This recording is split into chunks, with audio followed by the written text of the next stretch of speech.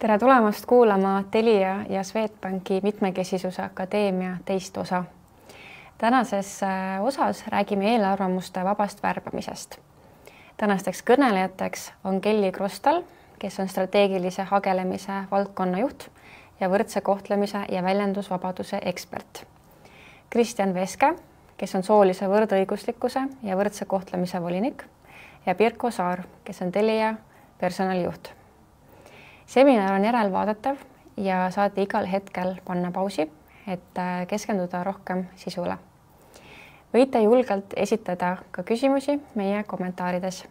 Head kuulamist! Tere ka minu poolt. Mina olen Kelly Krostal, töötan igapäevaselt Eesti Inimõiguste Keskuses ja minu igapäevase töö fookuseks on võrdle kohtlemine selle kõige laiemas mõttes, nii seaduste igapäevatasandil, kuidas võiks olla võrdne kohtlemine tagatud tööandjate poolelt, töösektoris, aga tegelikult ka koolides, noorsootöös ja nii edasi.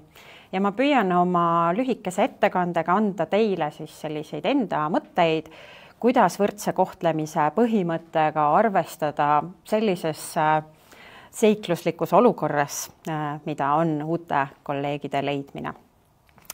Aga ma arvan, et alustame kõige algusest, et me elame riigis, millel on tõsiselt hea põhiseadus.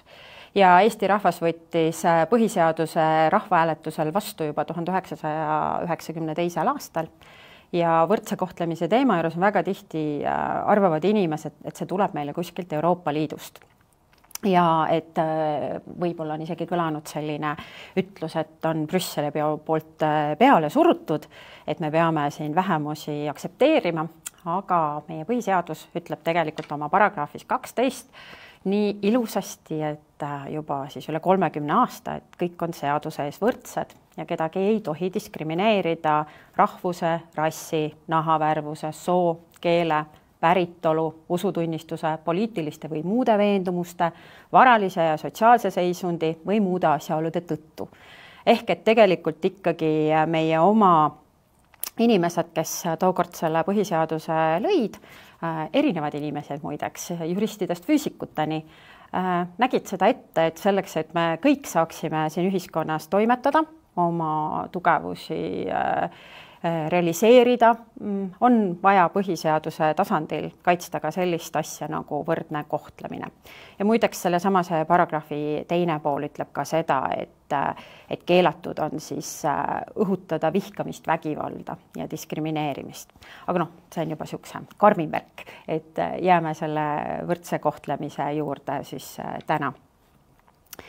Ja kuna ma juba kasutasin seda diskrimineerimine ja võrdse kohtlemise teema juures on oluline, siis võib-olla olgu lühidalt ära öeldud, et diskrimineerimine ehk siis ebavõrdne kohtlemine on inimese ebasoodsam kohtlemine ainult seetõttu, et ta kuulub siis mõnda sellesse gruppi, mis on seaduses ära nimetatud ja Eestis ma juba mõned grupid nimetasin, mis põhiseaduses on, aga eks need peamiselt ole siis ikkagi inimese sugu, inimese rahvus, tema vanus, puue, seksuaalne identiteet, aga tegelikult on kaitstud ka sellised tunnused nagu näiteks lapsevanemaks olemine, sest et me oleme ühiskonnana otsustanud, et näiteks väikeste lastele, vanematele meil on rohkem soodustusi, nad saavad olla paindlikumad oma töö aja valimisel, aga ka need inimesed, kes on võtnud raske ülesande näiteks esindada siis teiste töötajate huve ehk ametiühingusse kuulumine ja seal tegutsemine on ka siis omaette tunnus,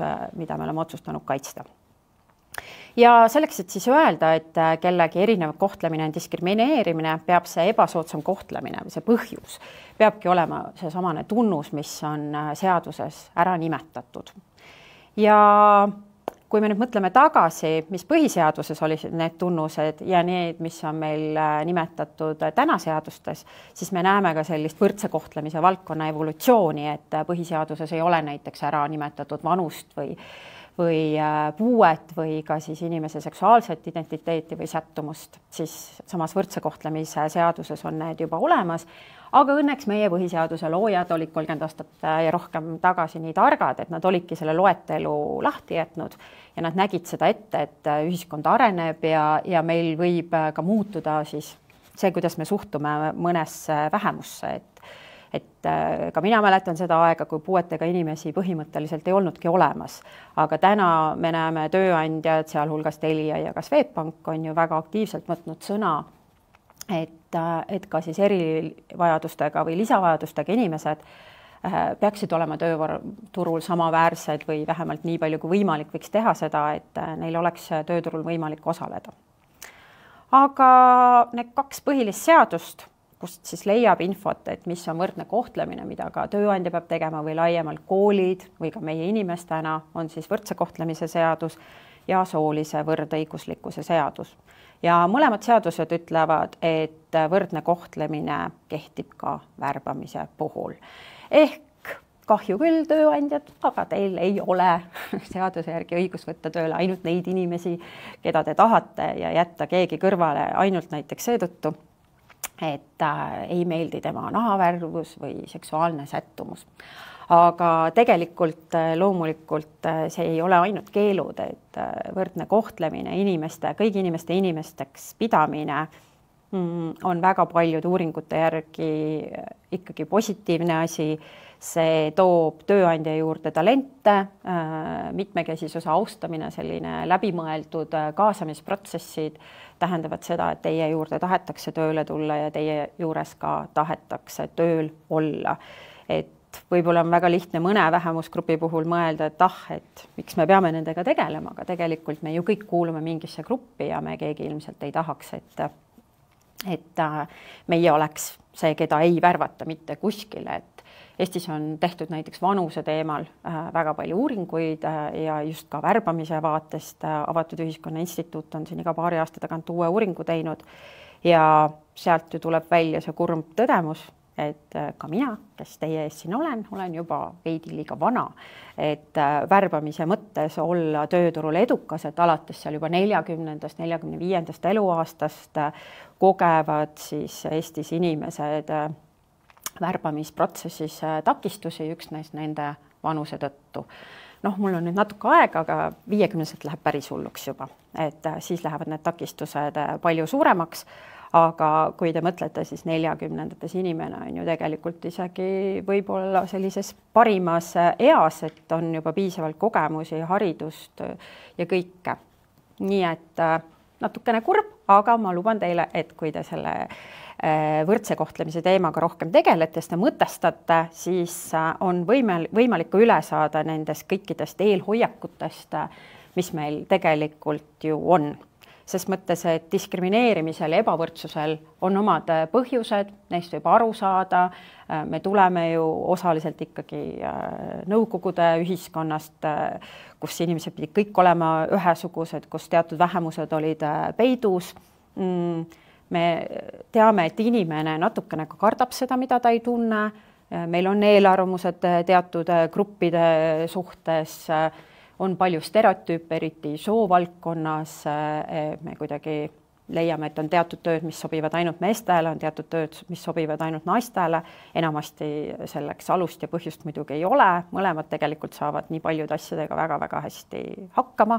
Seda me oleme ju näinud kas või meeste pealt, et mehed võivad olla ka suurepärased isad, kui neile see võimalus antakse ja seetõttu selline lihtsustav või iganenud käsitlus on ka väga tihti värbamisel takistuseks, et näeme CV-d, näeme nime, näeme sugu, näeme rahvust ja juba meie aju hakkab meile alateadlikult signaale saatma, et millise inimesega on siis tegu. Ja õnneks on tänapäeval üha rohkem hakatud selles valdkonnas rääkima ka vabanduse, on nüüd natukene keeruline mõiste, aga kognitiivsed nihked, mille alla siis käivad igasugused mõttekalduvused, kallutatused, heuristikud, mõni kasutab ka sõna mõttevildakused, et just värbamise protsessis on see tegelikult äärmiselt oluline teema, mõtestada nii iseenda mingisuguseid sisemisi hoiakuid, otseteid, kallutatust, aga tegelikult ka laiemalt see kehtib väga tihti ka organisatsioonide puhul, sest et mingid protsessid on juba nii paigas, mingid mõtted, et nii on alati tehtud, jäävad tegelikult meiega väga tugevalt ja selleks, et sellest välja saada, natukene laiemat pilti näha, on tegelikult tihtipeale vaja päriselt vaeva näha, et me oleme siin hetkel Swedbanka majas ja kui ma mõtlen tagasi, kui ma läksin Swedbankast kunagi väga-väga ammu ju, või noh, mis selle, siis ei olnud vist Swedbank selline, no olgu. Igatahes mina mäletan seda, et mina läksin oma õppelaenu võtma ja sealt lettides olid ainult noored naised, hästi ilusad, kaunid noored naised. Ja täna, kui me läheme pangakontoritesse, me ju näeme hoopis teistsugust mitmekesisema pilti vanuse mõttes, soo mõttes ja ka tegelikult ju emakeele mõttes. Aga see on vajanud kindlasti ka pankade poolt väga sellist läbimõeldud poliitikat, et me teeme teistmoodi, et me tahame ka teistsuguseid inimesi selleks esimeseks kliendi kontaktiks, et ma mäletan, Swedbankal oli ju siin värbamiskampaania Tule nagu oled, kus väga paljud erineva taustaga inimesed rääkisid oma lugus, et kuidas nad siia Swedbanka on sattunud ja töötavad, et minu meelest oli see üks kõige ägedamaid värbamiskampaaniaid, mida mina olen võrdse kohtlemise teemal näinud ja ma juba töötan selles vallas väga-väga kaua, üle 10 aasta.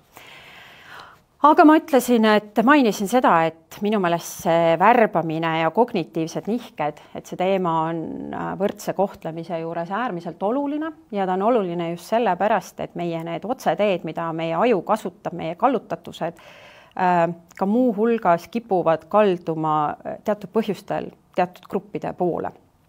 Ja eriti, kuna värbamine on tihtipeale selline protsess, kus on ka valikute üleküllust ja ongi olemas siis üks selline siis kognitiivne nihe, siis kutsume teda ikkagi niimoodi, inglise keeles choice overload, kes tahab rohkem lugeda selle kohta, eesti keeles on ka öeldud valikute paralüüs või valikute paradoks, et siis meie aju tegelikult, või ütleme nii, ma võtan isegi ühe sammu tagasi, et kui me mõtleme valikute peale, ma kujutan ette, et värbaja on ikkagi pigem õnnelik, kui tuleb palju CV-sid, et inimesed tahavad tema juurde, teie juurde tööle tulla ja see on justkui midagi, mis on hästi-hästi hea.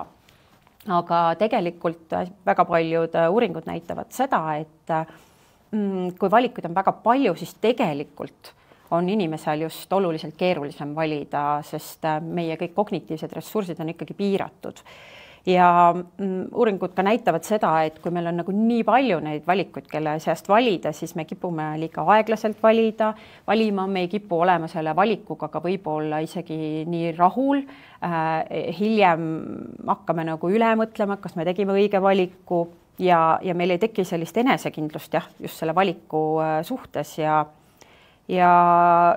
see võib nagu, miks on nagu oluline selles võrdse kohtlemise valdkonnas on aga see, et kui meil on valikuid ka väga palju, siis me kipume ka valima neid valikuid, mis on natuke turvalisemad. Ehk et võib-olla kui keegi, kes kuulub sellisesse vähemusgruppi, mida ei ole veel ettevõttes nii palju esindatud või ei ole temaga kogemust, selle grupiga piisavalt pole isiklikku kogemust, siis just sellises valikute ülekülluses, kui on niigi keeruline valida, sest ressursid on piiratud, mida meie aju ja me kõik saame kasutada, siis me ei kipu võib-olla vaatama selliste valikute poole, mis pole esmased, vaid läheme sellega kaasa, olgu, nii on alati olnud, nii on kergem, ma ei jõua enam valida, valikuid on nii palju, andke mulle see Tiina, Kelly, Taavi, nii on lihtne, nii on alati olnud. Ehk et just kui valikuid on palju, tasub selle peale mõelda, et kes on need vähemusgrupid, kes on samamoodi võib-olla kandideerinud, ega ma ei jäta kedagi kõrvale ainult selle pärast, et ma olen tegelikult sellises valikute paralüüsis või valikute paradoksis. Ja teine, mis võib-olla, neid on tegelikult hästi palju neid heuristikuid ja kognitiivseid nihkeid kallutatusi, millest võikski jääda rääkima, aga kui ma mõtlesin just värbamise kontekstis, siis on olemas sellise nimega üks heuristik. Heuristik on kognitiivne otsetee, siis me kasutame seda sellepärast, et meile tahame natukene lihtsamalt otsuseid teha, tahame kiiremini teha, see ülimalt inimlik, see kuidagi ei ole halb asi, see ongi hea, meil on see läbi pika meie evolutsiooni tulnud, sest me ei jõuaks ju kogu aeg ka kõike üle analüüsida. Aga tegu on siis kättesaadavuse heuristikuga ja inimene siis väga tihti oma igapäevaelus seda kasutab ja see on selline heuristik, mis annab meile infot, millega me otsime infot. ja inimesed, et kui te seda pilti ka näete, mis siin slaidil on, et minu meelest see võtab selle kõige paremini kokku, see muidu võibki pikka ja keerulist juttu jääda rääkima, et kui maailmas juhtub väga palju asju, maailmas on väga palju infot ja siis meie tihtipeale kasutame seda infot, mis meil on kõige kättesaadavam, kõige lähema. Et siin ju pildil on ka, et maailmas juhtuvad asjad ja siis üks väike osa infost, mida meie kasutame, meie näeme ja siis me arvame, et me saamegi täpselt aru, kuidas maailm on loodud ja kuidas maailm on üles ehitatud või seda samas situatsiooni, kus meie oleme, et see ei pea ka võtma maailmaga, võite ka lähemale tulla, et teie kogemus mingi vähemusgrupiga on selline, otsuse tegemise juures te kasutate seda teie ajus kättesaadavat informatsioonid selle grupi kohta ja kasutate seda infot värbamise protsessis, et see on jällegi väga-väga inimlik muidugi, aga kui värbamisel on eesmärk ka võrdse kohtlemise aspekte võtta arvesse ja võib-olla siis isegi tõesti värvata erinevaid inimesi, siis see on üks niisugune koht, kus tuleb tõesti mõelda, et kas see info, mida ma praegu värvates olen saanud, mida ma kasutan, kas see võtab arvesse kogu seda laia spektrit inimestest ja gruppidest, kes tegelikult minu juurde kandideerivad, et ma olen ühest Decision Lab on selline hästi hea koduleht ja selline keskus ja instituut, kus saab alati juurde lugeda heuristikute ja mõttekallutatuste juurde, et ma soovitan, et seal selle heuristiku juures, selle kättesaadavuse juures on just väga palju värbamise näiteid toodud ja seal on näiteks üks näide toodud sellest, kuidas siis tööandjal oli küsimus, et keda edutada, kas Johni või Jane'i. Ja kuna ühega oli olnud üks väikene probleem just hiljuti, siis tööandjal oli see hiljutine probleem meeles ja ta edutas inimest, kellega ei olnud hiljutist probleemi, aga võtmata arvesse, et tegelikult see inimene, kellega oli üks väike probleem olnud, on tegelikult suurepärane töötaja, ta tegelikult tema nii-öelda töötulemused või pikaajaliselt ikkagi olnud palju-palju paremad, aga lihtsalt see viimane info sellest inimesest oli kõige kättesaadavam, kõige värskem ja siis kahjuks rääkis ka selle inimese kasuks ja siis edutatud sai inimene, kes võib-olla tegelikult ei olnudki numbriliselt ja mitmes mõttes kõige parem. Ehk et tasub kogu aeg selle peale mõelda, miks me seda infot, millist infot me kasutame ja natukene võib-olla ise mõeldagi aeglasemalt. Ma tean, maailm seda ei soodusta, me scrollime, meil on kogu aeg kiire, keegi tahab juba midagi, aga tegelikult võti on see, et kasutada aeglast mõtlemist värbamise juures rohkem. Ja no selles mõttes tõepoolest täna tuleb siin veel juttu ka ilmselt AI-st ja kõigest, et AI tegelikult võiks meid aidata selle juures. Ja me võiks vähemalt loota, et AI on siis äkki kuidagi targem kui meie, teeb otsuseid ilma, et ta ei mõtle, et ohohoo, selle inimese nahavärv mulle ei meeldi või tema seksuaalsus ei meeldi või midagi muud. Muideks, et te teaksite, inimestele meeldivad ka ilusad inimesed rohkem kui tavalised inimesed. Nii et ka see on võib-olla üks asi, mille peale mõelda, et värbamisel eriti ilus on väga kasulik olla. Aga kui tahta endale ikkagi inimesi tööle kompetentsi alusel, siis ehk on see selline koht, kus olla natukene targem ennast üle kavaldada. Aga kuidas siis nendest mentaalsetest otseteedest ja kallutatustest ja nendest üle saab, et ja panna enda organisatsiooni ise värbajana sellesse olukorda, et teha siis teadlikumaid valikuid, valida rohkem kompetentsi põhjal ja selle põhjal, mis te olete tegelikult endale kirja kirjutanud, et milliste oskustega inimeste tahate, et on erinevaid koolituskursusi loomulikult olemas. Ka Eesti Inimõiguste Keskusel on põimõppekursus mitmekesisus ja kaasatus, et kuna ma olen ka ise üks selle väljatöötajaid, siis ma julgen seda soovitada, sest ta tõesti nagu aitab mõista neid protsesse, mis võivad viia diskrimineerimisi ja ta siis suurendab teadmisi erinevatest vähemusgruppidest, erinevatest eelarvamustest ja stereotüüpidest ja teadlikkus on selle teema juures tegelikult äärmiselt oluline. Ja isegi kui olete kunagi ühe korra selle peale mõelnud, mõne kursuse läbinud, siis eks seda võiks ikkagi paari aasta tagant uuesti läbi käia ja kursuse juurde kuulub meil ka töötuba, mis siis aitab võib-olla isegi veel sügavamalt selle infoga tutvuda ja eestlastele hästi tore, et selles kursus on rahvusvaheline kursus, inglise keeles, kõik Euroopa keeled seal, aga selle nii-öelda peategelane, seal on videod, on Hanna-Liina Võsa, et eestlastel ikka sellepärast see kursus väga meeldib. Lõpetuseks ma tuletan ka sellise asja selle teema juures meelde, et lisaks sellele, et te võib-olla tahate ise rohkem värvata erinevatest gruppidest, on Eestis keelatud ka diskrimineerivad töökuulutused, et ma siin näitan teile ka 2 töökuulutust, et siin Elvas otsiti näiteks siis töökuulutusega tööle ainult mehi, ühte sushi-baari, et seda siiski teha ei saa ja samamoodi kunagi ammu oli siis Gustav Adolfi gümnaasium otsis tööle koolikokka, aga oli selgelt välja öelnud, et soovib siis tööle võtta ainult noori mehi. Et seda teha ei saa, aga täiesti eraldi ilmselt me võiksime kunagi rääkida sellest, et kuidas saab värvata niimoodi, et võib-olla kõnetada siis mingit gruppi rohkem senisest enam, keda võib-olla teie töökohas ei ole, et kindlasti pildikeele kaudu ja kõige kaudu on võimalik, aga sõnad ei saa siis töökuulutustes öelda, et soovite tööle nüüd ainult ühte gruppi kuuluvat meest või naist või mõndasse muust vähemusest. Nii et tegelikult selles valdkonnas on väga palju, millest veel rääkida, mille peale mõelda, aga kindlasti kõik need andmekaitse teemad, et usun, et paljudes ettevõttes on need läbi mõeldud, aga see info, mida me inimeste kohta kogume, mida me tohime küsida, et isegi kui väga tahaks, ei tohi tegelikult ju küsida inimese käest tööintervjuul või muul tema puude kohta, selle kohta, mis soost inimesega ta koos elab, et see siin oli selline lühike ja kiire ülevaade ja ma loodan, et mitmekesisuse akadeemial läheb hästi ja neid osasid tuleb veel väga-väga palju, et saame võib-olla mõnda teemat veel süvenevalt ja sügavamalt vaadata. Aitäh! Tere veel kord!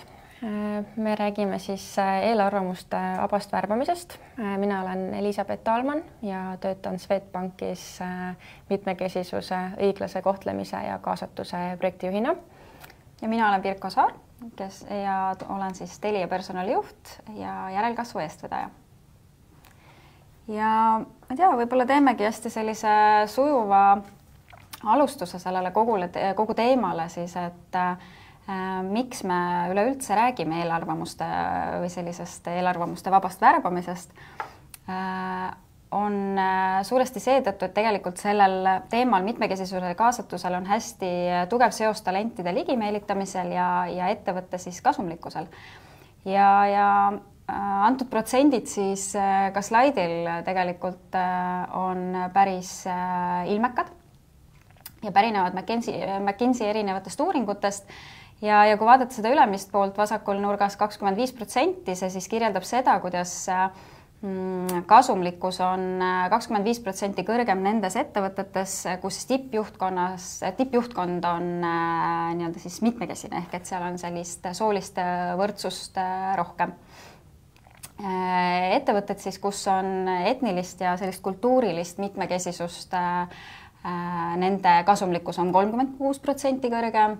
Ja võib-olla kõige kõnekam nendest numbritest on see alumisel vasakul pool olev 40% ja see puudutab siis meie milleeniumi sellist kogukonda või milleeniumi lapsi, kes siis ütlevad, et kui ettevõte ei tegele mitmekesisuse ja kaasatuse teemadega, siis nad üleüldse ei kaalugi sinna tööle asumist ja 67% tööd otsivatest inimestest siis tegelikult ütlevad, et mitmekesisuse kaasatus on ülioluline nendel siis töökoha valikul. Nii et hästi kõnekad faktid ja protsendid ütleks, nii et tasub siit teemaga nüüd edasi minna. Ja enne kui me läheme sügavamalt sisse, siis mitmekesise värbamise juurde, ma annaksin niisuguse kerge ülevaate, et kuidas üldse värbamisprotsess siis meil laias laastus välja näeb. Suurtel ettevõtetel see on üpris sarnane, nii ka Swedbankil ja Telial. Ja väga suur oluline koht siis enne töökuulutuse ülespanemist on ettevõtetel ka enda brändi ja kuvandi loomine. Aga värbamisprotsessis siis, et kõigepealt siis pannakse töökuulutus ülesse. Kandidaat kandideerib, värbaja või siis värbav juht vaatab CV-d üle, valib sealt välja endale sobivad kandidaadid ja siis vastavalt värbamisprojektile siis teeb kas intervjuu ja tiimikohtumise selle kandidaadiga või teeb enne intervjuud isiksustesti ja kodutöö. Peale seda siis tehakse taustakontroll ja võetakse ka soovitused eelmistelt tööandjatelt. Ja just elutähtsate teenust osutavate ettevõtete puhul on taustakontrolli tegemine äärmiselt oluline. Kui taustakontrollist on edukalt edasi saadud, soovitused on olnud sobivad, siis tehakse kandidaadile juba tööpakkumine ja tööpakkumise vastuvõtmisel tehakse tööleping ja siis tehakse sisseelamine kandidaadile uude tiimi. Nüüd, kui me räägime erivajadustega, vähenenud töövõime ja puuetega inimeste värbamise protsessist, siis kindlasti tuleks välja selgitada, milliseid kohandusi on vaja tulenevalt erivajadusest või vähenenud töövõimest teha. Kas oleks vaja muuta midagi töökeskkonnas, kas tal on vaja teistsuguseid töövahendeid, kuidas on kontoris ligipääsetavusega, kas oleks vaja äkki tööajas teha muudatusi. Ja hea mõte oleks koostada ka ülevaade kuludest, mis nende kohandustega kaasnevad ja leida allikad, millest neid kompenseerida. Ja seda kõike ei pea tegema üksinda, et üks pool on muidugi koostöö juhtide ja tiimiliikmetega, aga võib ka vabalt kaasata siis erinevaid osapooli väljaspool ettevõtet, näiteks Töötukassat. Kui kandidaat on oma erivajadusest või vähenenud töövõimest teavitanud, siis soovitan julgelt küsida neilt küsimusi. Ja seda just seetõttu, et see täiendav info aitab kõikide osapoolte jaoks leida siis sobivama lahenduse. Ja väga oluline on mainida, et kui kandidaat ise töövestlusel oma erivajadust või töövõime vähenemist välja ei too, siis tööandja ei tohi seda teemat puudutada, isegi siis, kui puue on silmaga nähtav. Kui natuke rääkida võib-olla näidetest, et Swedbanki puhul siis tihtipeale on puuetega või erivajadustega töötajad jõudnud meieni läbi töötajate soovituste. Ja me oleme olnud edukad pakkudes erivajadustega inimestele tööd mitmetes valdkondades, näiteks IT-s, kommunikatsioonis, analüütikas ja assisteerivatel ametikohtadel. Ja kui räägida tegevustest, siis me oleme ka alates 2018. aastast korraldanud erivajadustega inimestele suunatud töövarjupäeva ja oleme teinud ka siis Swedbanki töötajatele siseveebi eraldi lehe nendele juhtidele ja töötajatele, kellel on erivajadus või kelle kodus kasvab erivajadustega laps.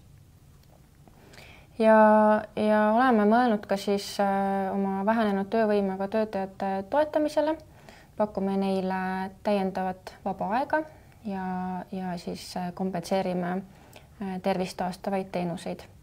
Ja loomulikult siis kohandame töökohti lähtuvalt töötaja vajadustest. Ja tahaksin siin välja tuua ka ühe sellise toreda näite, et 2017. aastal me saime ühelt kolleegilt soovituse ühe suurepäraste matemaatiliste võimetega inimeste kohta, kellel on siis erivajadusest tulenevalt raskusi sotsiaalsete kontaktide loomisel. Kaardistasime, millised ametikohad talle sobivad ning hoidsime regulaarselt kontakti. 2019. aastal, see on siis umbes 2 aastat hiljem, asus ta meile tööle andmeanalüütikuna. Ja sisseelamiseks oli tal 2 kolleegi peamisteks juhendajateks. Me integreerisime ta tiimi, kaasasime teda ja informeerisime juhti ja talle siis lähemaid kolleege.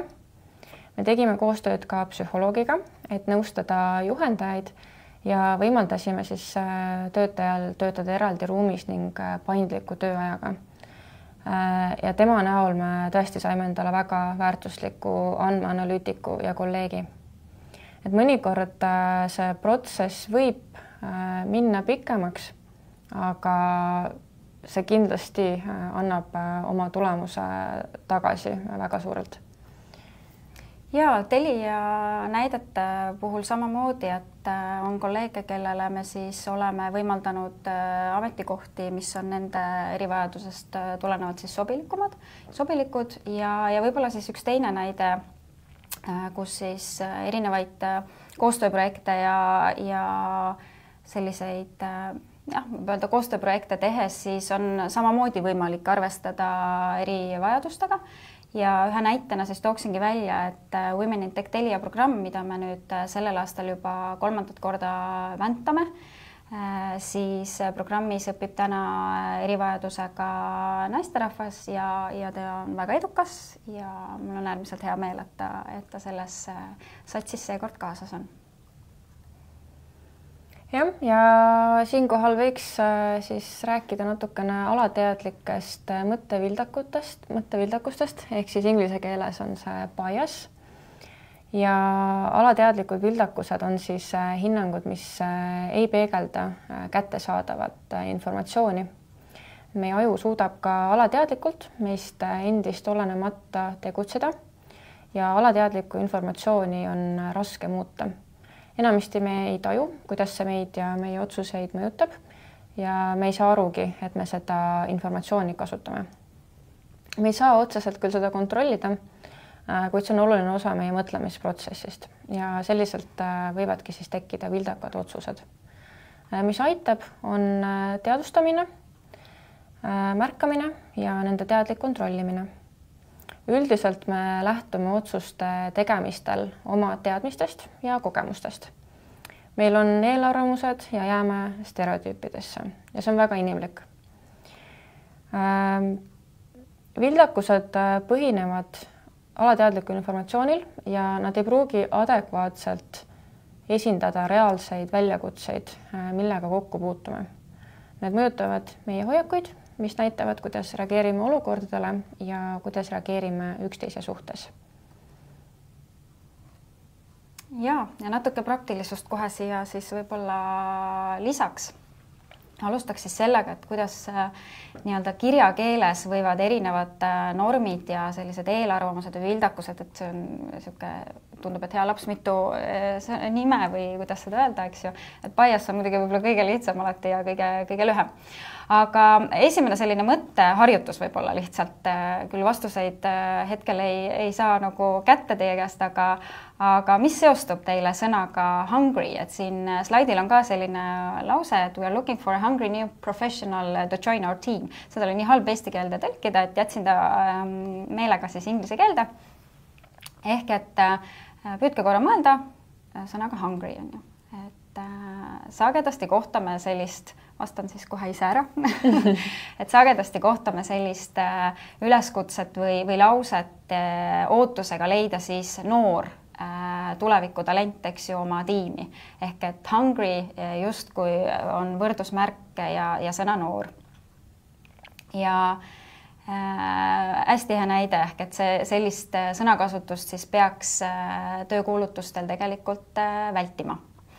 Ja teine selline hästi suur mõju või selline tegur töökuulutustel on nii-öelda siis selline meeste ja naiste sõnakasutus või selline nagu tonaalsus siis tekstides, mis siis kas rohkem suunab mehi ja innustab mehi näiteks kandideerima või siis naisi.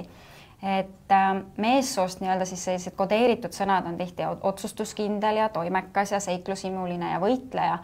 Ja juba eos kandideerib tõenäoliselt nendele pigem vähem naisi. ja naissoost siis selline kodeeritud kirjakeel on siin lojaalne ja arvestav ehk et sellised sotsiaalsed omadused ja tunnused, südamlik ja viisakas ja nendele siis juba tegelikult võib eos juba kandideerida vähem mehi, nii et mõtled küll, et mis see ikka, lihtsalt sõnad, aga tegelikult võivad väga suurt mõju avaldada kandideerimisel. Ja lõpus siis ka selline veel väike fun fact jälle, eks ju, et ligi 50% kvalifitseeritud tööjõust juba võib sul tegelikult jääda üldse välja selle stereotüüpse keelekasutuse tõttu sellest värbamisprotsessist, nii et tasub sellele ka mõelda. Ja nende normidega või nende selliste tavapäraste, mida meie siis, eks ju, justkui peame tavapäraseks oma keskkonnas või kuidagi võtame võtame nagu elu osana, siis tegelikult tuleb nendele tähelepanu pöörata, kuidas me oma käitumise või siis taaskord jälle sõnakasutuse ja üleüldse, eks ju, oma ettevõttes kultuuri vaates oleme selle oma kultuuri loonud ja kuidas see võib mõjutada siis kõiki kolleege meie ümber. Ja neid nimetatakse või niimoodi kutsutakse niimoodi 7 suureks normiks, panime sellise eestipärase nime ka ja alustada siis rassist, et me kuidagi nii-öelda siis valge nahavärvi normaalsus või selline tava, eks ju, et näiteks kui me ütleme, et plaaster või värvipliiats on nahavärviline, me juba nagu eos ütleme, et ahah, et see on ju beež värv, eks ju. Et miks me sedasi teeme, et tasub mõelda sellele, enne kui alati sedasi ennast väljendada. Siis soonorm, eks ju, et me justkui juba, ma ei teagi, kust see kõigile meil pärineb, eks ju, aga et on tööd, mida teevad mehed ja on tööd, mida teevad naised ja ka piltidel võime me sellist väga vildakat eelarvamust siis juba ise luua. Tahtmatult võib-olla, eks ju, aga sellel on hästi tugev nagu jõud taga. Ja võib-olla päris suureks teemaks on ka saanud, eks ju, vanus ja eriti uute talentide näol, eks ju, et me eeldame, et need on noored, aga miks mitte muuta oma karjääri ja üldse valdkonda, eks ju, 40-ndates või 50-ndates ja ka see nii-öelda siis talent võib olla särasilmne, et ta ei pea olema, eks ju, 20-ne see särasilmne, et vanuseline norm. Siis kindlasti ka heteronorm on teema ja me eeldame juba eos, et kõik on kindlasti heteroseksuaalsed. Kui me räägime perekonnas, siis me alati paneme võrdusmärgi, et see ongi naine ja mees. Et see ei pruugi alati nii olla. Ja siis liikumisvõime või üleüldse tegelikult võime ehk et me justkui peame normiks seda, et kõik liigume 2 jalal, meie mõlemad käed töötavad, me suudame nii-öelda siis tööd teha avatud kontoris ja kõike säärast, et tegelikult tuleb arvestada, et me kõik seda ei suuda. Ja siis religioon, et me ei tähista kõik samal ajal jõule, on nii-öelda siis religioone, kes tegelikult teatud nädalapäevadel ei tööta ja kõike muud säärast. Ja võib-olla siis ka viimasena välja tuua siis sooline nii-öelda siis norm ja see on siis paiksooline inimene ehk et kellel on siis sünniga määratud bioloogiline, juriidiline ja tunnetuslik sugu, need siis kõik kattuvad nii-öelda. Ja näiteks on siis sissoolisel meesterahval, eks ju, füüsilised mehe tunnused kehal, dokumentides on märgitud ta mehena ja ta tunneb, et on ka siis, eks ju, ise tunneb, et on mees. Nii et need on kõik sellised normid, me tõenäoliselt igapäevaselt nendele ei mõtle ja tähelepanu ei pööra, aga kui me mõtleme nagu värbamises ja värbamisprotsessis ja üleüldse oma organisatsioonides, siis tegelikult on oluline neid meeles pidada ja siiski tähelepanu nendele teemadele pöörata. Ja mis etapis üldse eelarvamused ja mõttevildakused võivad tekkida värbamisprotsessis? Et endale teadvustamata võime eelarvamusest olla mõjutatud juba töökuulutuse koostamisel ja tuleks tähelepanelik olla, milline on töökuulutuse sõnakasutus, kas see sisaldab rohkem ühele soole suunatud väljendeid. Kui te olete töökuulutusele lisanud inimese foto, siis keda te pildil kuvate, et näiteks on kuulutusele kirjutatud, et otsime särasilmset teenindajat ja kõrvale on lisatud siis pilt noorest naisterahvast. Arvata on, et sellisele kuulutusele reageerib ja kandideeribki rohkem noori naisterahvaid ja ülejäänud pigem siis jätavad kandideerimata.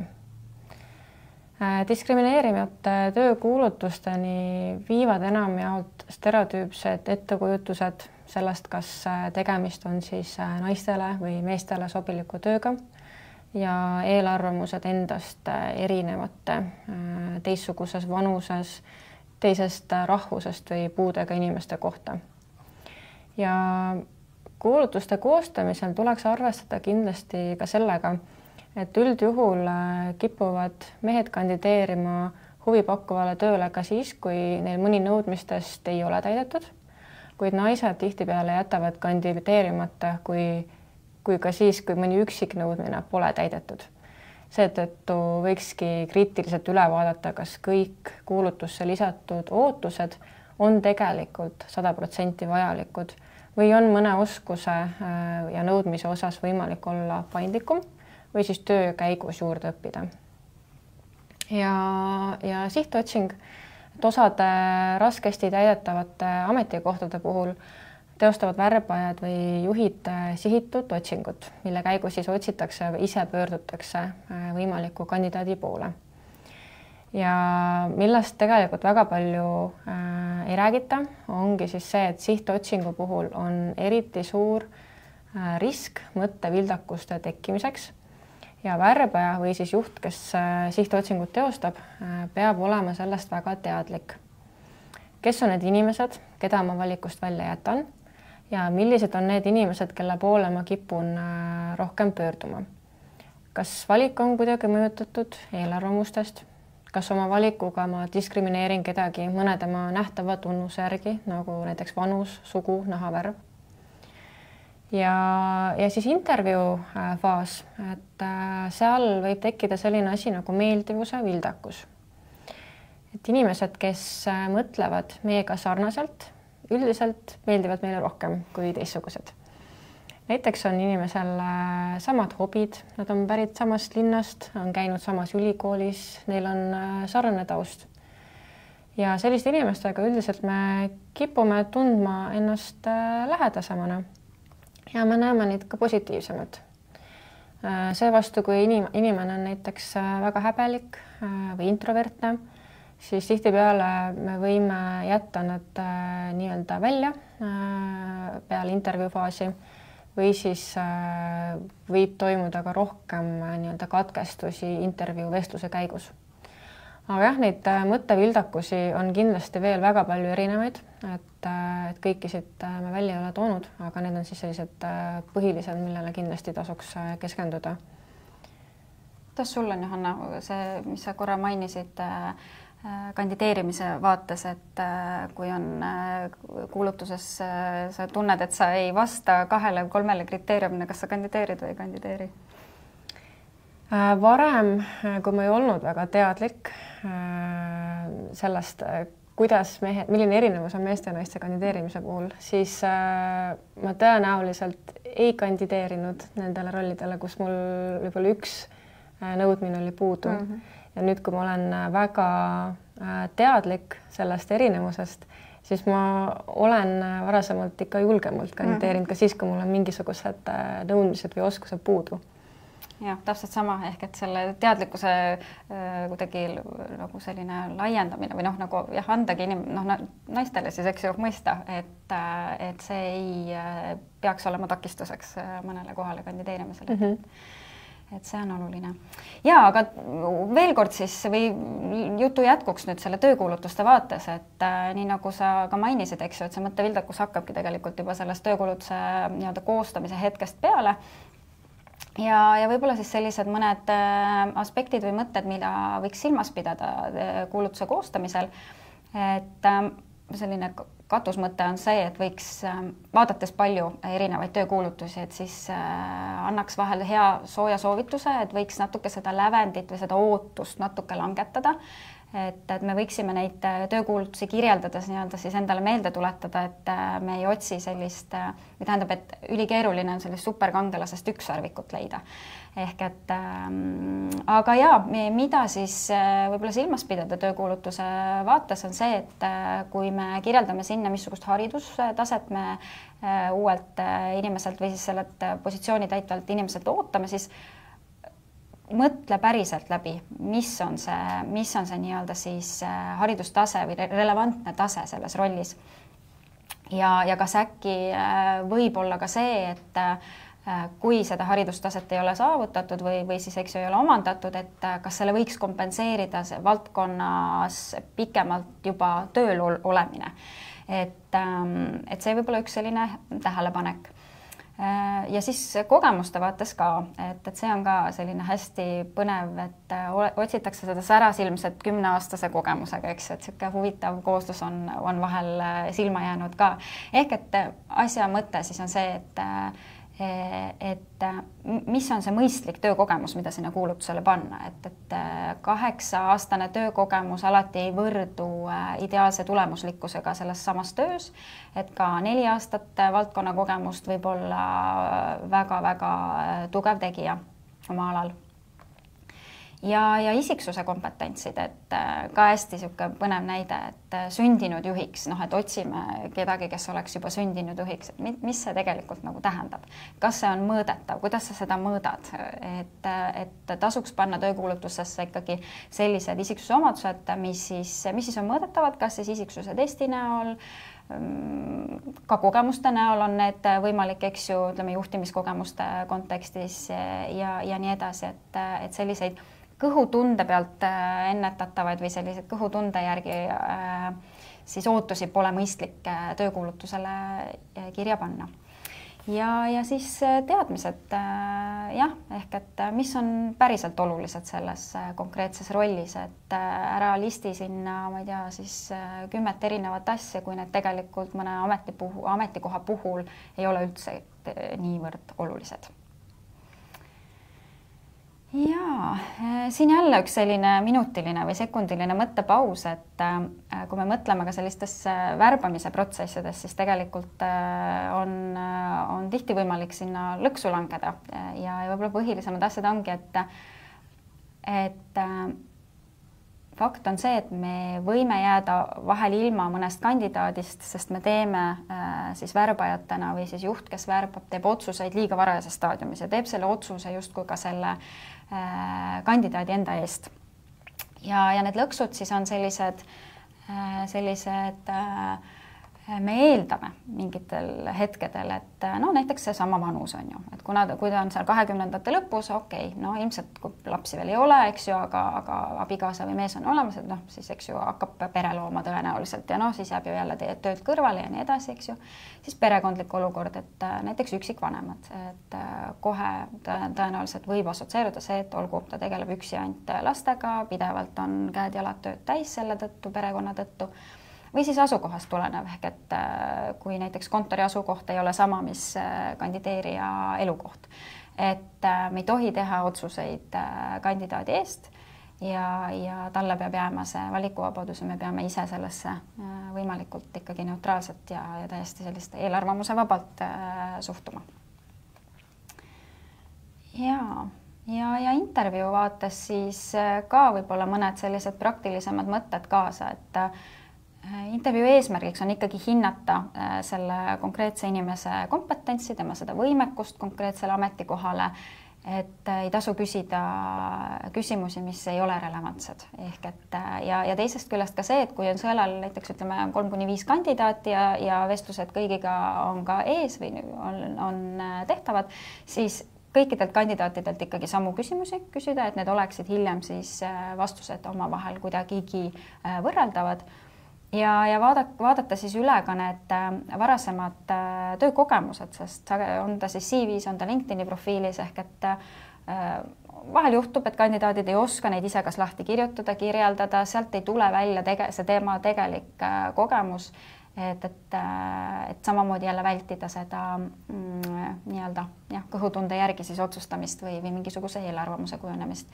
Ja mis nüüd absoluutselt ei ole olulised tegelikult tööintervjuul küsida, on tema vanus, tema perekonnaseis, tema rahvus, seksuaalne orientatsioon, religioon ja hobid, et need absoluutselt ei anna kuidagi mõista, kuidas ta oma tööalaselt nii-öelda siis seda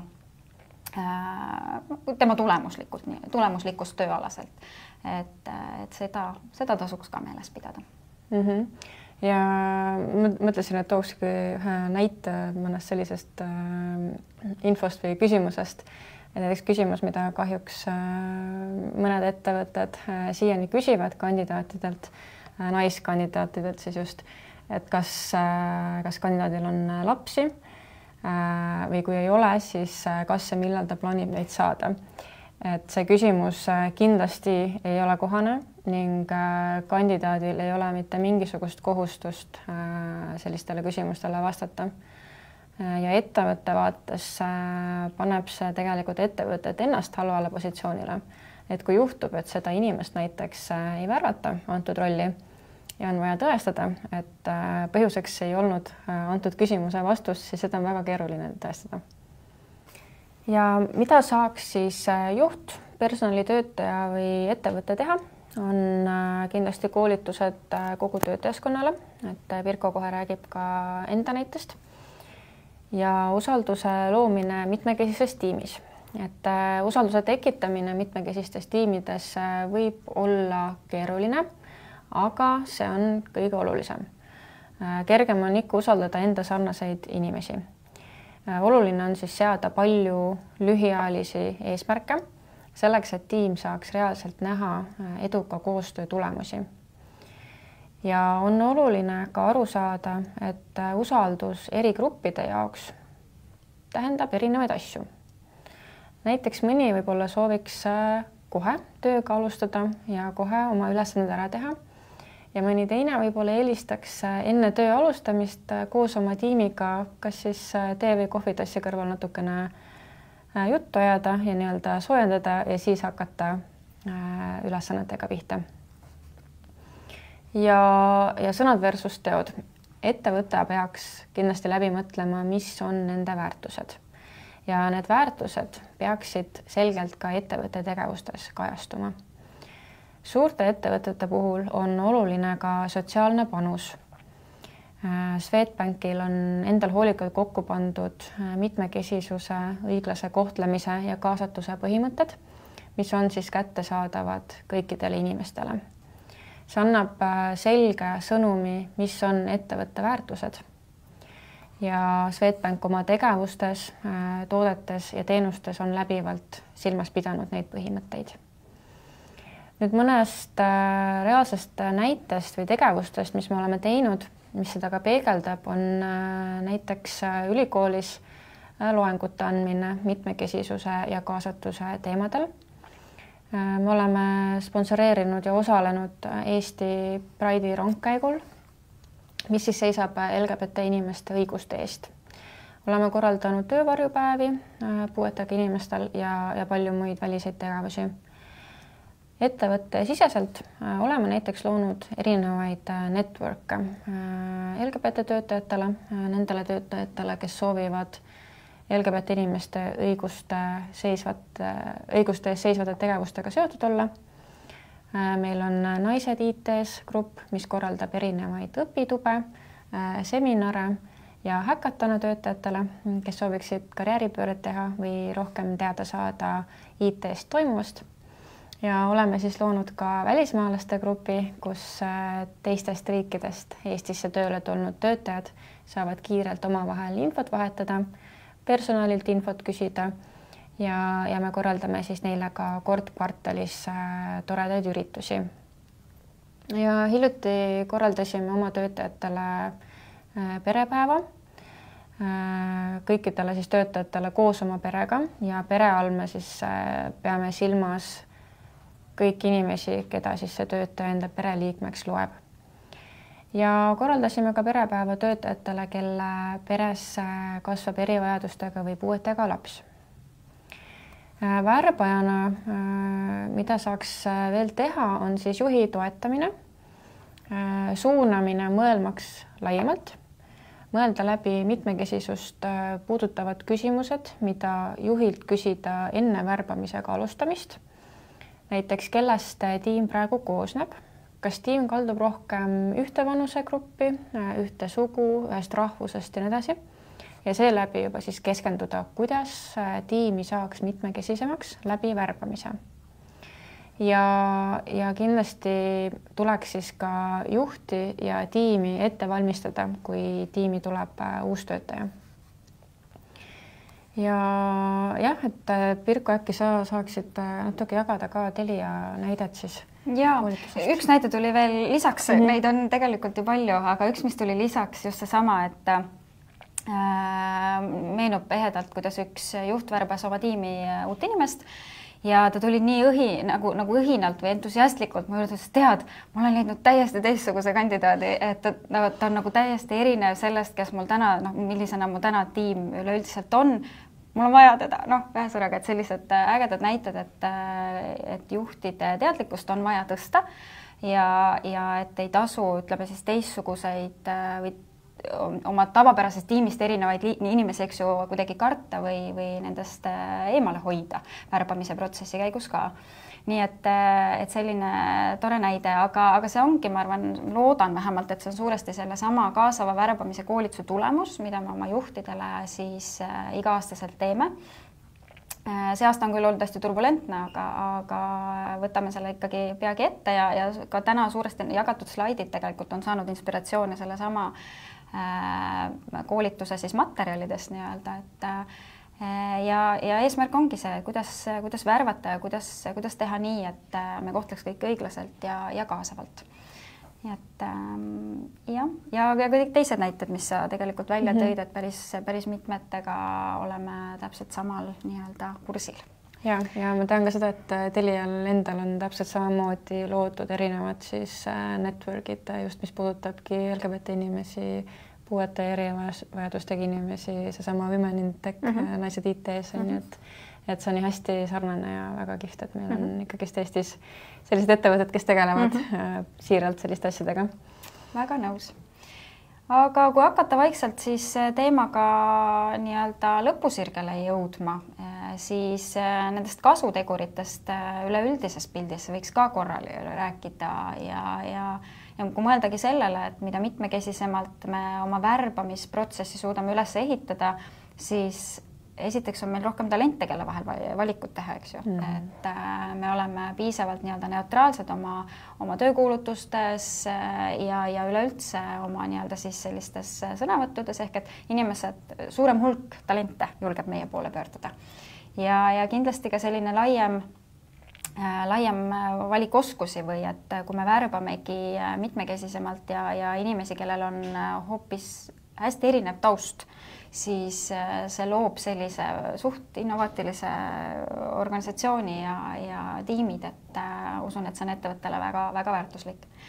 Ja samamoodi, mida mitmekesisem on meie nii-öelda töötajaskond, seda rohkem erinevaid vaateid, mõtteid, ideid ja seda rohkem mõistame kõik ka oma kliendibaasi, eks ju, paremini, et taaskord jälle selline win-win ja nagu sai korra juba mainitud, et innovatsiooni ja sellist loovust on kahtlemata mitmekesisemates tiimides tunduvalt rohkem, et kui meil on jäänud nii-öelda tahavad jälle ise hakkad ka juba sellist eelarvamuslikult nagu mõtlema või välja ütlema, aga sain sõnasabalt kinni, ehk et mitmekesisemad tiimid annavad rohkem võimalusi ja ma arvan, et ka suudavad ettevõtete nii-öelda kasvu suuresti toetada. Ja üks selline kõnekas pilt ka siia lõppu, et kui me nüüd suudame jätta ja unustada kõik need sellised vildakused, mida me siis nüüd sinuga siin avasime ja nendest rääkisime, siis tegelikult me suurema tõenäosusega suudame leida ka selle kõige õigema kandidaadi oma organisatsiooni konkreetsetele positsioonidele, nii et on mille üle mõelda. Suur aitäh! Aitäh! Tere päevast, mina olen Kristjan Veske, mina olen soolise võrdõiguslikkuse ja võrdse kohtlemise volinik. ja täna ma olen siin selleks, et rääkida tehisaru kasutamisest värbamisprotsessides ning eelkõige keskendudes sellele, et kas selle kasutamine võib olla diskrimineeriv kellegi suhtes. On ilmselge, et tehisaru on meie ümber üha rohkem ja rohkem ning seda kasutatakse ka värbamisprotsessides rohkem, sest et ta hoiab kokku aega suure hulga CV-de ja teiste värbamisprotsessides kasutatavate dokumentide läbivaatamisel ja samuti hoiab ta ära ka nii-öelda inimliku stereotüüpse lähenemise, sest väidetavalt on tehisaru objektiivsem kui inimese otsus. Samas aga näitab meile kirjandus, uuringud ja praktika, et tegelikult võib tehisaru hoopiski ise lähtuda oma otsustes stereotüüpides või luua ise uusi algoritme, mis sisaldavad stereotüüpe ning seeläbi hakata diskrimineerima. Selgituseks, et stereotüüp on see, mis võib viia diskrimineerimiseni. Enne kui me edasi läheme, tahan ma kõigepealt alustada sellest, et selgitada natukene ära, mida tähendavad väljendid digitaalne värbamisprotsess ja tehisaru kasutamine värbamisprotsessis. Et kui me räägime digitaalsest värbamisprotsessist, siis see ei pruugi olla alati seotud tehisaru kasutamisega, et ükskõik milline digivahend, mida me kasutame värbamisprotsessis, teebki selle juba digitaalseks, et seda võib kasutada siis värbamisprotsessi erinevatel etappidel, näiteks intervjuude läbiviimisel, mingite küsimustike koostamisel ja nii edasi. Tehisaru aga on siis see, kui siis värbamisel kasutatav algoritm on kas masinõppemudelil või muul tehisarusüsteemil põhinev mudel või käsk, mida kasutatakse siis samuti erinevates etappides või tehtavate otsustuste automatiseerimisel. Põhimõtteliselt algoritm siis analüüsib suuri andmekogumeid, et aidata välja selgitada töökoha jaoks kõige sobivamad kandidaadid. Näiteks kas nii-öelda läbi sõeludes kandidaatide CV-d või läbi viies intervjuud nendega juturobotis või hinnates kandidaatide saadetud enesetutvustusvideosid. Eluloo kirjeldustes tehisaru näiteks otsib märksõnu. Võib-olla selleks on ametikoha nimetus, teatud oskused, kogemus, haridus ja paneb need andmed teatud süsteemi. Või siis otsib mingeid märksõnu, mis vastavad kandideerimiskuulutustesse toodud nõuetele. Või näiteks analüüsib varasemat töökogemust läbi mingite märksõnade, võib-olla näiteks karjäär varasematel ametikohtadel ja nii edasi. Ja siis nende kogutud andmete põhjal annab tehisaru teatud punktid igale CV-le, mis tähendab, et teatud punktid saanud CV-d jätkavad kandideerimist, kuid teised jäetakse kõrvale. Videointervjuul tehisaru hindab kandidaadi näoilmeid, hääletooni, keelestiili ja ka kehakeelt, hinnates enesekindlust, ausust, entusiasmi. Sellised vahendid ei ole küll Euroopas eriti populaarsed, aga annab meile aimu, et neid kasutatakse ikkagi globaalses kontekstis. Mõni tehisaru isegi analüüsib kandidaadi sotsiaalmeedia profiili. Jällegi on siin see, et seda sorti tehisaru Euroopas ja Eestis ilmselt nii palju kasutusel ei ole. Ja miks ta seda teeb, et siis jällegi hinnata töökogemust, võib-olla ka professionaalset reputatsiooni ja ka sotsiaalset käitumist.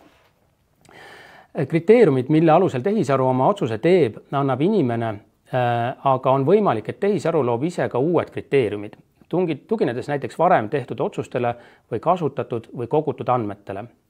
Kui inimese loodud kriteeriumid ehk ei vii diskrimineerimiseni või vähemalt tahtliku diskrimineerimiseni, siis võiks ju eeldada, et tööandja ei anna tehisarule käsku, et jäta kõrvale kandidaadid, kes on vanemad kui 50 aastat või nooremad kui 18 aastat või välismaalased või puuetega inimesed või naisterahvad või kes iganes. Siis olukorras, kus tehisaru hakkab ise kriteeriumi looma, võib viia diskrimineerimiseni. Sellest otsuse tegemise põhimõttest puudub tööandjal ülevaade. See on üks osa sellest, mida kirjanduseks nimetatakse black boxiks ehk mustaks karbiks. Ehk see, mida tegelikult selgelt ei näe ja mida ka seetõttu on keeruline avastada. Ja just seda osa tehisaru kaasamisest värbamisprotsessil kardetakse kõige rohkem, sest praktika on näidanud, et just eelkõige see viib diskrimineerimiseni ja seda ka ei suudeta tuvastada. Nüüd aga tulles diskrimineerimise mõiste juurde. Praktika näitab, et tihti ei saada diskrimineerimise tähendusest õigesti alati aru. Seda tähendab, et arvatakse, et igasugune õiguste rikkumine või ebamugavustunde kogemine on diskrimineerimine. Aga see nii ei ole. Diskrimineerimine õiguslikus tähenduses on teatud tunnuse tõttu kellegi vaid ainult selle tunnuse alusel teatud olukorras ebavõrdne kohtlemine. Lisaks tuleb diskrimineerimise puhul silmas pidada, et diskrimineerimist reguleerivad peamised õigusaktid Eestis on täna võrdse kohtlemise seadus ja soolise võrdõiguslikkuse seadus. Nii nagu ma märkisin, on diskrimineerimine alati seotud teatud tunnusega. Need tunnused on siis nimetatud nendes seadustes.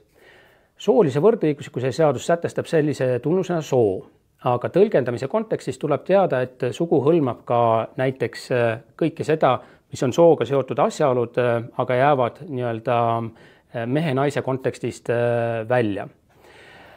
Võrdse kohtlemise seadus nimetab kaitstavate tunnustena rahvuse, etnilise kuuluvuse, rassi, nahavärvuse, usutunnistuse või veendumuse, vanuse, puude ja seksuaalse sättumuse. Tööõiguslikus mõttes on aga oluline võrdse kohtlemise seaduse paragrahv 2 ja lõige 3, mille kohaselt ei välista võrdse kohtlemise seadus võrdse kohtlemise nõudeid töösuhetes seaduse paragrahv 1 lõikes nimetamatu tunnuste alusel. Ehk siis need tunnused, mida ma enne just nimetasin. Eelkõige siis perekondlike kohustuste täitmise, sotsiaalse seisundi ja töötajate huvide esindamise või töötajate ühingusse kuulumise, keeleoskuse või kaitseväeteenistuse kohustuse tõttu. Ehk sisuliselt tähendab see norm seda, et töösuhtes võib seadust kohaldada ehk diskrimineerimiseks lugeda ka mis iganes tunnuse alusel ebavõrdselt kohtlemist. Praktikas näiteks oleme selle sätte alusel hinnanud töösuhtes diskrimineerimist keele või töö tegemise asukoha kui tunnuse alusel. Need nimetatud seadustes sätestatud normid kehtivad ka tehisaru poolt tehtavate otsuste puhul. Ehk kui tehisaru oma otsusega paneb kandidaadi mingi kaitstava tunnuse alusel halvemasse olukorda, siis võib olla tegemist diskrimineerimisega. See, millist tunnust saab lugeda tunnuseks võrdse kohtlemise seaduse tähenduses, sõltub konkreetse juhtumi asjaoludest.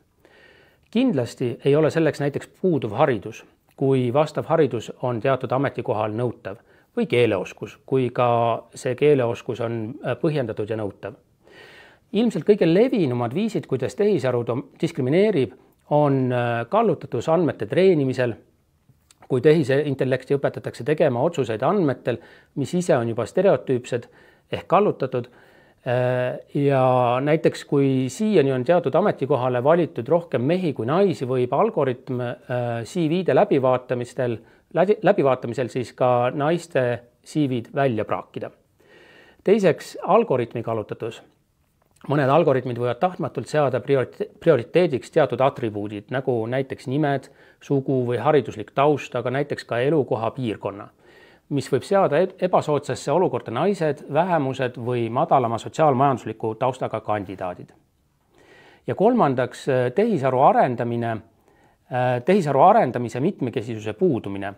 Ehk siis on probleemiks see, kui tehisarusüsteeme arendavad meeskonnad ei ole mitmekesisused ja selle tõttu ei pruugi tehnoloogia tuvastada ka diskrimineerimise keerukust või siis hakkab kordama selle disainile omaseid eelarvamusi. Mõned tuntumad näited praktikast. Näiteks Amazonis kasutati tööle võtmisel tehisaru, mis tegi oma otsused kandidaatide selekteerimisel selle kaudu, et teda oli 10-aastase perioodi jooksul koolitatud Amazonile esitatud CV-de osas, millest enamik pärines meestelt, mistõttu tehisaru tõstis kandideerimise kõrvale naiste eluloo kirjeldused. Näotuvastus. Tehisintellektil põhinevad intervjuu tööriistad, millest ka juba eelnevalt rääkisin, mis kasutavad kandidaatide emotsioonide hindamiseks näotuvastust. Praktikas on aga tõestatud, et selline tehisaru on näidanud näoilmetes peegelduvate emotsioonide tõlgendamisel eelarvamusi, mis on viinud teatud rassiliste või etniliste rühmade või muude rühmade puhul valele hinnangule. Näiteks on praktikas olnud olukordi, kus tehisaru on mustanahaliste kandidaatide neutraalseid emotsioone näos tõlgendanud kurjana, tihedamini kui valgenahaliste kandidaatide puhul. tehisaru hindas madalamalt ka CV-si sõltuvalt siis sellest, kuidas inimesed kasutasid enda keelt. Kuigi CV-d olid muus osas sisult samaväärse sisuga. Ühe näitena toon veel välja vanuselise diskrimineerimine, mis võib toimuda, kui tehisaru hindab kõrgemalt nii-öelda nooremate inimestega seotud märksõnu või omadusi. Näiteks mingid tehnoloogiaga seotud mõisted, mida vanemate inimeste CV-des pole. Kuna siis nimetati neid asju võib-olla teisiti või siis lihtsalt ei olnudki selliseid asju olemas. Samas ei pruugi see näidata kandidaadi madalamat kvalifikatsiooni. Lisaks veel näitena, et kui kandidaadi CV-st kajastub madalam sotsiaalmajanduslik taust, siis tehisaru võib anda sellisele kandidaadile madalama hinde, näiteks arvestades kandidaadi elukoha piirkonda või kooli, mille kandidaat lõpetanud on. Ja tihti ei oska ka tehisaru mõista, et tegemist võib olla näiteks puudega inimesega, kes kandideerib, kes vajaks teistsuguseid hindamisviise. Näiteks võib puudega kandidaadil olla tavapärasest erinev kehakeel, kõne või ka miimika. Ja on ka leitud, et mõni tehisaru hindab kõrgemalt meheliku hääletooniga kandidaati, jättes seega kõrvale naised. Mida aga siis peab tööandja teadma tehisaru kasutamisel värbamisprotsessis? Kõigepealt tööandja peaks omama vastavaid tehisaru kontrollimisvahendeid, et leida ja ära hoida selles kasutatavas süsteemis nii kallutatust kui ka diskrimineerimist. Kasutatav tehisaru peab olema läbipaistev ja selgelt arusaadav, see tähendab, algoritm, mida otsuste tegemisel kasutatakse, peab olema selge ja mõistetav. Lisaks peab olema nii-öelda tasakaal tehisaru ja inimese otsuste tegemisel. See tähendab, et inimene peaks olema kaasatud tehisaru otsuse tegemisse, et otsus oleks õige ja ilma eelarvamusteta. Tehisarusüsteemide loomisele peaks kindlasti kaasama ka erinevaid inimgruppe, sest see võimaldab juba algoritmi loomise käigus arvestada erinevate gruppide vajadusi ja hoiab seeläbi ära hilisema võimaliku diskrimineerimise. Volinikukantseleisse ei ole täna tulnud otseseid kaebusid, mis oleks seotud tehisaru poolse diskrimineerimisega värbamisel. Kui selline kaebus tuleks, tekiks meil ka mitmeid õiguslikke täna veel ebaselgeid küsimusi seoses sellega, et kes vastutab, kas tööandja, kes seda tehisaru kasutas, algoritmi looja või müüja. Samuti võib tekkida probleeme juhtumi menetlemisel andmetele juurdepääsu küsimusega. Kindlasti vajavad nii meie kantseleis kui ka tööandjate puhul ilmselt ka laiemalt rohkem infotehnoloogilisi teadmisi, et kuidas aru saada algoritmi võimalikust kallutatusest. Ja õigusliku regulatsiooni muutmise vajalikkus on täna meil kaardistamisel ja varsti ka väljatöötlemisel. Et seda kindlasti eelkõige siis tehisaru määruse kontekstis, aga samas ei hõlma see Euroopa õigusakt kõiki algoritmil põhinevaid süsteeme, vaid ainult teatud nii-öelda suurema ohu kategooriaga süsteeme. Diskrimineerimine aga võib iseenesest toimuda ka vähem ohtlikes süsteemides. Teisalt jällegi kogu see areng loob põhimõtted, mida saab kohandada kõikidele süsteemidele. See ongi minu lühikene ülevaade sellest, et kuidas on omavahel seotud diskrimineerimine ja tehisaru kasutamine värbamisprotsessis. Aitäh! Ja märkamatult on 1,5 tundi läbi saamas. Jõudsime rääkida mitmekesisusest ja eelarvamuste vabast värbamisest mitme nurga alt. Kõige olulisem on teadlikkus ja teadvustamine, millele saab üles ehitada konkreetsed tegevused. Teadlikku pahatahtlikku diskrimineerimist esineb värbamisprotsessis tõenäoliselt harvem, kuid läbi mõtlemata toimetamine ja inimesele omaste psühholoogilisi efektide teadvustamata jätmine võib oluliselt kergemini lõppeda eelarvamusest tekkinud valikutega. Loodetavasti noppisite üles mõtteid ja kasulikke näiteid, millega edasi toimetada. Väga tore, kui teil tekkis ka küsimusi, need on väga oodatud. Pange need julgelt kommentaaridesse kirja ja me vastame neile kommentaarides või siis toome teemad üles järgmistesse seminari osadesse. Järgmine seminar on meil plaanis juba jaanuaris, kus liigume värbamise etapist edasi ja keskendume töö ja eraelu piiridele ning mitmekesisuse aspektidele töökeskkonnas. tänan väga Kellit, Kristjanit ja Pirkot oma teadmiste ja kogemuste jagamise eest. Ja tänan kõiki teid, kes te kuulasite ja vaatasite meid. Kohtume juba järgmises seminaris.